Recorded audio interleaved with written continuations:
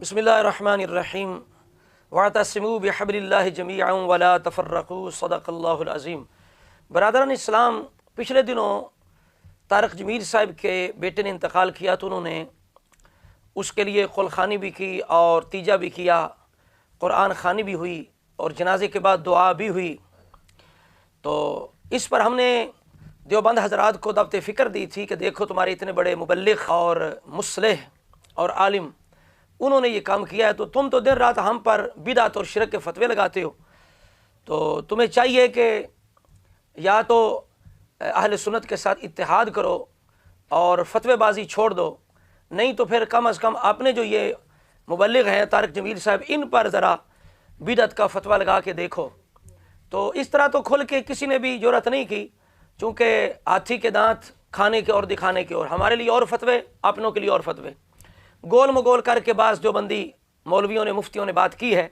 किसी ने भी ये नहीं कहा कि तारक जमील बिदअती हो चुका है, उसे तौबा करनी चाहिए।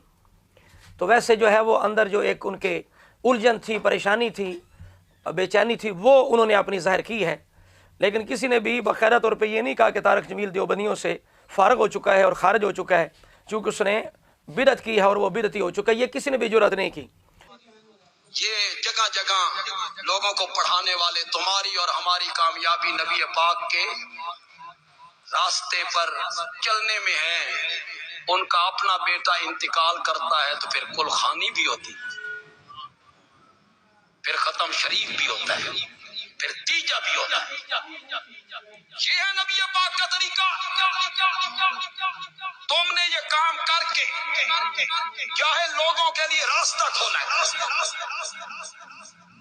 कल चाहे लोग कहेंगे ये काम अगर गलत होता तो फलां मौलाना जिनकी सारी जिंदगी तबलीग में गुजर गई, ये काम वो क्यों करते, ये काम उन्होंने किया है, लिहाजा ये काम सही होगा, सुनिएगा। तो यही एक तो इनकी हैसियत है कि ये अपने लिए और फतवे, हमारे लिए और फतवे। तो अब देखें कि तारक मसूद जो है वो कह रहा है कि कुरान खानी साले सवाब के लिए जायज़ नहीं है।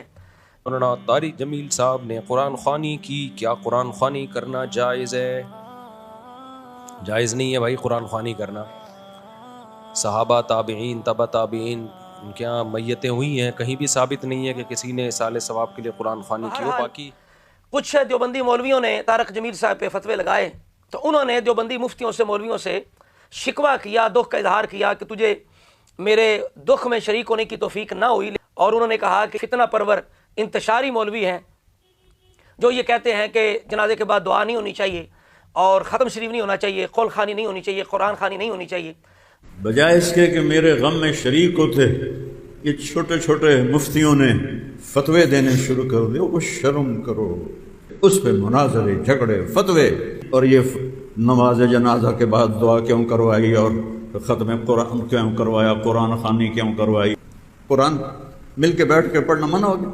तो तारक जमील साहब ने अपना जो मुद्दा है वो बिल्कुल वाज़े कर दिया कि जो लोग भी कुरान खानी पर और साले सवाब पर जनाजे के बाद दुआ के बारे में बिदअत के फतवे लगाते हैं, नाजायज़ कहते हैं, मना करते हैं, वो इंतशारी हैं, फितना परवर हैं और शर्म से, हया से बिल्कुल खाली और महरूम है। अब मैं दावत फ़िक्र देता हूँ तारक मसूद, जिसको हमने मदारी शुगली कहा तो लोगों को बड़ी तकलीफ़ हुई।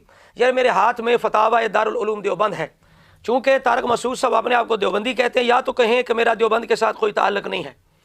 तो अगर ताल्लुक़ है तो हम हैरान हैं कि जो दारुल उलूम देवबंद से फतावा जारी हुआ, अज़ीज़ुर रहमान उस्मानी साहब ने, जो पहले मुफ्ती जो दारुल उलूम देवबंद के हैं, उन्होंने जो फतावा जारी किया और उसमें जो कुछ उन्होंने कुरान खानी के साले सवाब के बारे में लिखा है वो बिल्कुल मुख्तलिफ है। उसमें तो हमारी तायद और हमारी हमायत है और हमारा मौक़िफ़ है। लेकिन तारक मसूद अपने आप को मुफ्ती भी कहता है, देवबंदी भी है, लेकिन हैरत ये है, ये गलत है या मुफ्ती तारक गलत है, इसकी हमें समझ नहीं आ रही। ये तो फैसला तारक मसूद ही करेगा या उनके कोई मुफ्ती साहब या मौलवी साहब करेंगे, हम तो इस बात को नहीं समझ सके। अब देखिए ये फतावा दारुल उलूम देवबंद की जिल्द नंबर 18 है, इसके अंदर दो जगह पर मुफ्ती अज़ीज़ुर रहमान उस्मानी साहब ने सफ़ा नंबर 362, सफ़ा नंबर 371, दो जगह तिलावत कुरान का जो सवाब है उसको एसाल करना, मैयत तक पहुँचाना, ये बिल्कुल जायज़ है, मैयत को उसका सवाब पहुँचता है। مفتی طارق مسعود کہتا ہے کہ یہ جائز نہیں ہے، غلط ہے، صحابہ نے نہیں کیا، تابعین نے نہیں کیا۔ مولانا طارق جمیل صاحب نے قرآن خوانی کی، کیا قرآن خوانی کرنا جائز ہے؟ جائز نہیں ہے بھائی قرآن خوانی کرنا۔ صحابہ، تابعین، تبع تابعین، ان کے یہاں میتیں ہوئی ہیں، کہیں بھی ثابت نہیں ہے کہ کسی نے اصال ثواب کے لیے قرآن خوانی کی ہو۔ باقی تو میں پوچھتا ہوں، یہ سب سے پہلے آپ کے مفتی صاحب ہیں عزیز الرحمن عثمانی صاحب، اور آپ کا یہ فتاوی دارالعلوم دیوبند ہے، اس کے اندر تو اس کو جائز لکھا گیا، آپ ناجائز کہہ رہے ہیں۔ آپ بتائیے صحیح کیا ہے، غلط کیا ہے، کیا آپ ان پہ بھی فتویٰ لگائیں گے؟ یہ بتائیں۔ یہ میرے ہاتھ میں جلد نمبر 5 ہے فتاوی دارالعلوم دیوبند کی، اس کے اندر کم از کم 15 جگہ، اس ایک جلد کے اندر 15 جگہ یہ سوال پوچھا گیا اور یہی کہا گیا کہ بالکل قرآن مجید کا ثواب پہنچتا ہے، تلاوت قرآن کا میت کو ثواب پہنچتا ہے۔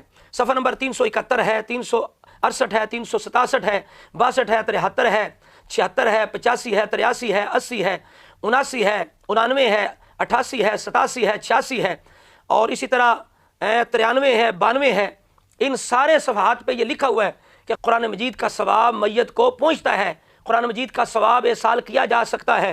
میں صرف ایک جگہ سے پڑھوں گا اور اس کی تصویر انشاءاللہ ہم لگا دیں گے، آپ خود دیکھ لیں اپنی آنکھوں سے۔ اہل سنت کا اتفاق ہے کہ سال ثواب ہوتا ہے، اور جو قرآن مجید کی تلاوت کا ثواب اس کے بارے میں لکھتے ہیں کہ بکثرت دلائل ہے، بکثرت دلائل۔ مفتی طارق کہتا ہے کہ دلیل ہی کوئی نہیں ہے، جائز نہیں ہے۔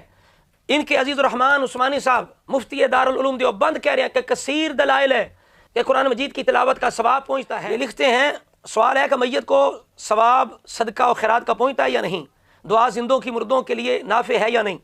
جواب دیتے ہیں میت کو ثواب صدقہ و خیرات و تلاوت قرآن شریف کا پہنچتا ہے۔ دلائل اصال ثواب الی المیت کے اور اس امر کے کہ اموات احیاء کی دعا اور صدقہ و خیرات سے اور قرآن شریف وغیرہ کا ثواب پہنچانے سے نفع ہوتا ہے، بکثرت ہیں، یعنی اس کے بکثرت دلائل ہیں کہ دعا صدقہ و خیرات قرآن شریف کی تلاوت کا ثواب میت کو پہنچتا ہے، بکثرت دلائل ہیں۔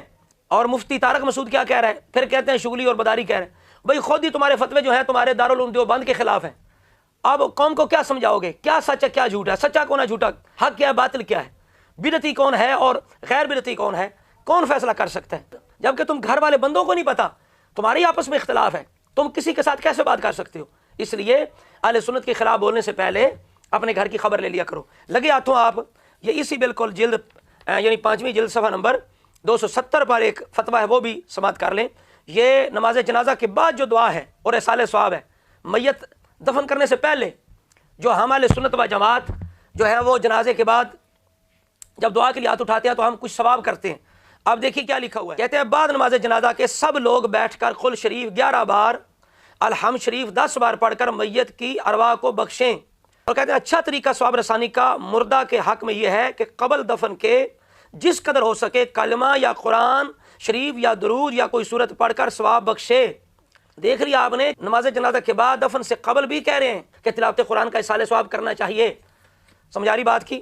تو بالکل طارق جمیل صاحب نے جو شکوہ کیا بالکل برحق ہے، اور ان کا موقف بالکل صحیح ہے، اور ان کا موقف فتاوی دارالعلوم دیوبند کے بالکل مطابق ہے، اور مفتی طارق مسعود جو کچھ کہہ رہا ہے یہ بالکل غلط کہہ رہا ہے۔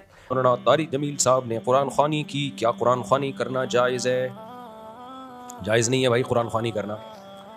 صحابہ، تابعین، تبع تابعین، ان کے یہاں میتیں ہوئی ہیں، کہیں بھی ثابت نہیں ہے کہ کسی نے اصال ثواب کے لیے قرآن خوانی کی ہو۔ باقی اور یہ بالکل انتشار ہے، تفرقہ ہے، اور خود یہ بالکل اس چیز سے لا علم ہے اور بے علم ہے کہ اس کو اتنا بھی پتہ نہیں کہ بھائی میں مفتی ہوں، کم از کم میں اپنے جو دارالعلوم دیوبند کا جو فتاوی ہے کم از کم اس کا میں مطالعہ کر لوں۔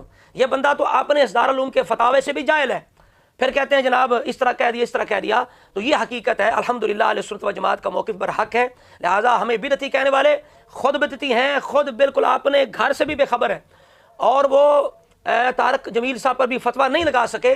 تو الحمدللہ مبارک اہل سنت و جماعت کو کہ اللہ رب العزت نے ہمیں وہ طریقہ عطا فرمایا جس کو غیر بھی تسلیم کرتے ہیں۔ اللہ رب العزت ہم سب کو اس صحیح جو مسلک ہے، جس کو مسلک اعلیٰ حضرت کہا جاتا ہے اور طریقہ اہل سنت کہا جاتا ہے، اللہ تعالی ہمیں ہمیشہ اس پہ قائم رکھے۔